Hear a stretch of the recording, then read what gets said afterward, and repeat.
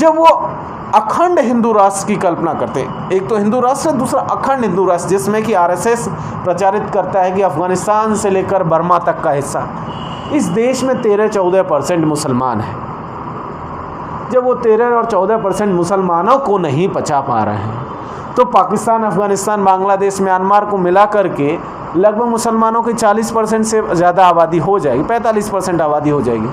क्या वो उसको पचा ले जाएगा? सबसे पहले अंग्रेज़ी हुकूमत के खिलाफ आज़ादी की लड़ाई जो थी वो आदिवासियों ने छेड़ी थी 18वीं सदी। कभी नहीं है। तो अखंड भारत का जो ख्याल है, ये दिमागी ख्याल, दिमागी खुराक जो है उन्हें अपने भक्तों को देनी है, ताकि भक्त इसके नशे में। महिलाओं की स्थिति देख लीजिए, महिलाओं के साथ जिस तरीके से मनुस्मृति में बिहेव किया गया, वही बिहेव अब ये लोग फिर से करने जा रहे हैं। जितेंद्र मेघवाल पाली का एक नौजवान जिसने मूछें रखी हुई थी, और उसे मूछें रखने के नाम पर जो सो कॉल्ड हिंदू धर्म की रक्षा करने वाले जो लोग थे, उन्होंने उसकी, चाहे ये वापस हिंदू राष्ट्र में दलित और महिलाओं के कानों में शीशा डालेंगे, उनको पढ़ने से रोकेंगे। हिंदू राष्ट्र की जो कल्पना की जा रही है वो मनुस्मृति के आधार पर उसका ख्याल लाया जा रहा है।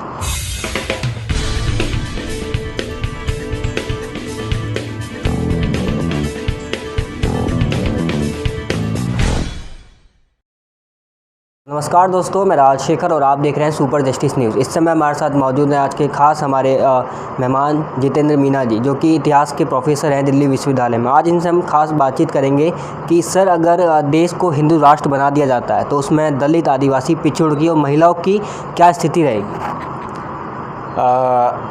देखिए, एक चीज़ आप समझिए, 1940 में बाबा साहब ने लिख दिया था कि अगर हिंदू राष्ट्र जैसी कल्पना अगर साकार होती है, पहली बात तो उन्होंने कहा था कि ये पागलपन भरा ख्याल है, और अगर ये पागलपन भरा ख्याल साकार भी होता है तो इस देश के जो सामाजिक सौहार्द है उसके लिए ख़तरनाक होगा, इसकी डाइवर्सिटी के लिए ख़तरनाक होगा, और ये ऐसी चीज़ें कभी साकार नहीं होनी चाहिए, नहीं होने दी जानी चाहिए।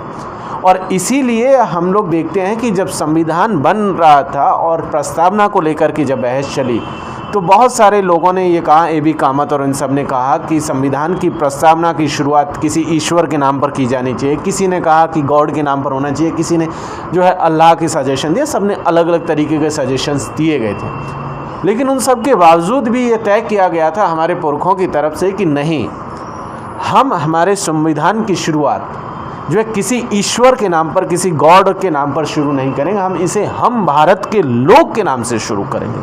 और इसीलिए वो खुद को समर्पित किया गया, खुद ने अंगीकृत उसको किया। ये एक चीज़ समझने वाली बात है। और इसके बावजूद भी अगर मोहन भागवत साहब या कोई भी इस तरीके का ख्याल पाल करके रखता है, तो ये समझिए कि ये हमारे देश के संविधान के जो ढांचा है, संविधान की जो वैल्यूज़ हैं, उसके खिलाफ जाकर के ये काम हो रहा है। जैसे हम लोगों ने देखा कि हिंदू राष्ट्र जैसी कल्पना के बारे में जब ख्याल आता है, तो आप 1 मिनट के सोच करके देखिए कि ये हिंदू राष्ट्र की जो कल्पना की जा रही है वो मनुस्मृति के आधार पर उसका ख्याल लाया जा रहा है। और मनुस्मृति की जब बात आएगी तो मनुस्मृति में जो दलितों की स्थिति है, जो महिलाओं की स्थिति है, खैर आदिवासी तो कास्ट की इस पेरिफेरी से बाहर हो जा रहे हैं, तो उनको तो सबसे सेपरेट रखते हैं, लेकिन दलितों की स्थिति महिलाओं की देख लीजिए, तो दलित और महिलाओं के पास तो पढ़ने लिखने का भी हक नहीं है, उनके कानों में तो शीशा डाल दिया जा रहा था। तो क्या ये वापस हिंदू राष्ट्र में दलित और महिलाओं के कानों में शीशा डालेंगे, उनको पढ़ने से रोकेंगे?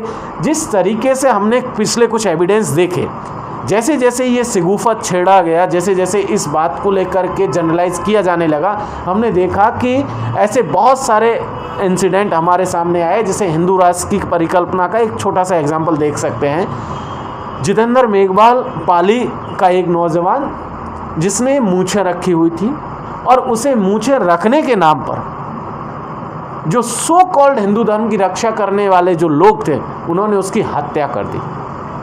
हमने देखा कि एक आईपीएस ऑफिसर जिसे अपनी बारात निकालनी थी, उसमें घोड़ी का इस्तेमाल करना था, उस आईपीएस ऑफिसर को, क्योंकि वो दलित था और उसके गांव में दलितों का घोड़ी पर बैठ कर के बारात निकालना वर्जित है, क्योंकि वो घोड़ी जो है अपर कास्ट का प्रतीक है, अपर कास्ट उस पर कभी बैठता रहा है, उसके स्टेटस का मामला, इसलिए दलित घोड़ी पर नहीं बैठ सकता था। लिहाजा एक आईपीएस ऑफिसर को अब संविधान के लागू होने के 75 वर्ष बाद भी अपनी सुरक्षा के लिए पुलिस बुलानी पड़ी। इसी तरीके से उत्तर प्रदेश का हमने केस देखा जहां एक सेना का जवान घोड़ी पर बैठने के लिए पुलिस बुलाता है।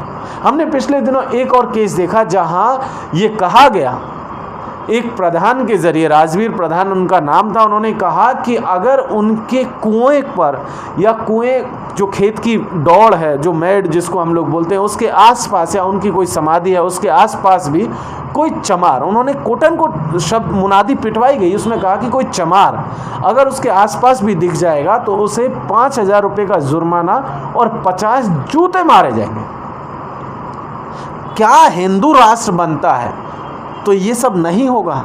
दरअसल वो चाहते हैं कि इसके जरिए वो हिंदू राष्ट्र तो नहीं बना पाएंगे, लेकिन इसके जरिए अपर कास्ट की जो हेजेमनी है उस हेजेमनी को स्थापित फिर से कर दिया जाए संविधान के लागू होने के बावजूद। इसके लिए वो क्या कर रहे हैं, कभी मुसलमानों को टारगेट करते हैं हिंदुत्व के नाम पर, उनकी मस्जिदों के ऊपर या उनकी दरगाहों के ऊपर जो है भगवा लहराने की कोशिश करते हैं। कभी दलितों को जो है, जब अंबेडकर जयंती के मौके पर उनकी जो है शोभा यात्रा निकाली जाती है, उनके प्रोग्राम्स जब किए जाते हैं तो उनके ऊपर हमले किए जाते हैं। हमने भरतपुर का केस देखा, हमने और भी बहुत सारी जगह पर देखा। उड़ीसा का केस आपको याद होगा, जब अंबेडकर जयंती पर बाइक रैली निकल रही थी उसको किस तरीके से जो है दंगाई जो थे, जो आरएसएस के दंगाई थे, उन सब लोगों ने किस तरीके से हमला किया। बाइकों को तोड़ दिया गया, बाइकों को नुकसान पहुंचाया गया, लोगों को मारा पीटा गया, दलितों को पीटा गया। ठीक है, तो अगर महिलाओं की स्थिति देख लीजिए, महिलाओं के साथ जिस तरीके से मनुस्मृति में बिहेव किया गया वही बिहेव अब ये लोग फिर से करने जा रहे हैं, महिलाओं को वही दोयम दर्जे का सिटीजन। तो अगर ये ख्याल भी साकार होता है तो आप समझिए कि दलित महिलाएं पिछड़े बिल्कुल भी सुरक्षित नहीं है, उन्हें दोयम दर्जे का नागरिक बना दिया जाएगा। उन्हें किसी भी तरीके की हिस्सेदारी, चाहे सरकार में हो, चाहे प्रशासन में हो, चाहे जो है इकॉनमी में हो, चाहे कहीं पर भी हो, वो हिस्सेदारी नहीं देंगे। रिसोर्सेज में भी हिस्सेदारी वो नहीं देना चाहते और इसीलिए उस संकल्पना को साकार करने के लिए चाहते हैं। दूसरी तरफ जब वो अखंड हिंदू राष्ट्र की कल्पना करते हैं, एक तो हिंदू राष्ट्र, दूसरा अखंड हिंदू राष्ट्र, जिसमें कि आरएसएस प्रचारित करता है कि अफगानिस्तान से लेकर बर्मा तक का हिस्सा, इस देश में 13-14% मुसलमान हैं। जब वो 13 और 14% मुसलमानों को नहीं पचा पा रहे हैं तो पाकिस्तान, अफगानिस्तान, बांग्लादेश, म्यांमार को मिला करके लगभग मुसलमानों की 40% से ज़्यादा आबादी हो जाएगी, 45% आबादी हो जाएगी। क्या वो उसको पचा ले जाएंगे? संभव ही नहीं है। तो अखंड भारत का जो ख्याल है, ये दिमागी ख्याल, दिमागी खुराक जो है उन्हें अपने भक्तों को देनी है ताकि भक्त इसके नशे में चूर रहें और असल सवालों की तरफ मुड़ के देखे ही ना। क्योंकि भक्तों को लगातार सोशल मीडिया के ज़रिए, व्हाट्सएप के ज़रिए, मेन स्ट्रीम मीडिया आज की तारीख में यही काम कर रहा है, उसके ज़रिए लगातार हिंदू मुसलमान की खुराक दी जा रही है। ओके, उसके ज़रिए लगातार जो है दलितों के खिलाफ माहौल बनाया जा रहा है, लगातार आदिवासियों के खिलाफ माहौल बनाया जा रहा है, लगातार जो है इस तरीके का माहौल बनाया जा रहा है कि Hindu upper caste hegemony, male hegemony उसको इस्टेब्लिश किया जाए। ये माहौल लगातार इसीलिए बनाया जा रहा है ताकि उसको वो खुराक मिलती रहे और वो इसी तरीके से महंगाई, रोज़गार और गरीबी और इन सब मसलों से जो है वो एकदम से भुला करके उसको नशे में ये जो है चूर रहे, उसकी तरफ जो है उसका ध्यान नहीं जाए। और यही पूरा का पूरा इनका हिंदू राष्ट्र का, अखंड भारत का जो कल्पना है उसका यही ये एजेंडा जी। तो क्या ये कल्पना जो है साकार कर पाएंगे? नहीं। आज़ादी की जब लड़ाई चली थी तो सबसे पहले अंग्रेज़ी हुकूमत के खिलाफ आज़ादी की लड़ाई जो थी वो आदिवासियों ने छेड़ी थी 18वीं सदी के दशक में। उसके बाद दलित इसमें शामिल हुए, उसके बाद किसान इसमें शामिल हुए, उसके बाद मजदूर इसमें शामिल हुए, उसके बाद हमने देखा कि तमाम जो अलग अलग सेक्शन के, अलग अलग जाति धर्म के लोग थे वो सब लोग इस लड़ाई में शामिल हुए और उन सब ने मिलकर के न केवल अंग्रेज़ी हुकूमत के खिलाफ लड़ाई लड़ी बल्कि उसके साथ साथ सामंतों के खिलाफ भी लड़ाई लड़ी, जो जो तमाम तरीके की सोशल बाइनरीज थी उनके खिलाफ भी लड़ाई लड़ी और एक ऐसा संकल्पना लेकर के आए जहां संविधान में वो साकार हुई, जहां कहा गया कि तमाम लोगों को सामाजिक, राजनीतिक, आर्थिक न्याय प्रदान किया जाएगा, अवसर की समानता होगी, सबको इक्वली ट्रीट किया जाएगा और तमाम तरीके के जो डिस्क्रिमिनेशन थे उन सबको ख़त्म कर दिया गया था।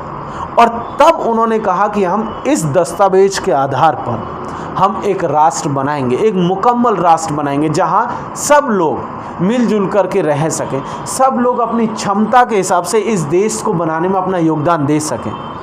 ऐसे में अगर आरएसएस ये चाहे कि वो हिंदू राष्ट्र बना ले जाएगा या संविधान को इर्रिलेवेंट बना दे जाएगा, तो ये बहुत ही, ये समझिए कि हवाई कल्पना है, इससे ज़्यादा कुछ नहीं। वो कभी भी इसमें सक्सेसफुल नहीं हो सकते क्योंकि इस देश के लोग नफरती लोग नहीं हैं। आरएसएस नफरत फैला सकता है, उनकी सरकार नफरत फैला सकती है, इस देश के व्यवहार में नफरत नहीं है, आम बोलचाल में नफरत नहीं है। वहाँ भाईचारा ही आपको मिलेगा, वहाँ आपसी सामंजस्य आपको मिलेगा और इसीलिए जब तक वो सामंजस्य, वो भाईचारा जिंदा है, आरएसएस इसमें कभी सक्सेसफुल नहीं हो सकता है। जी।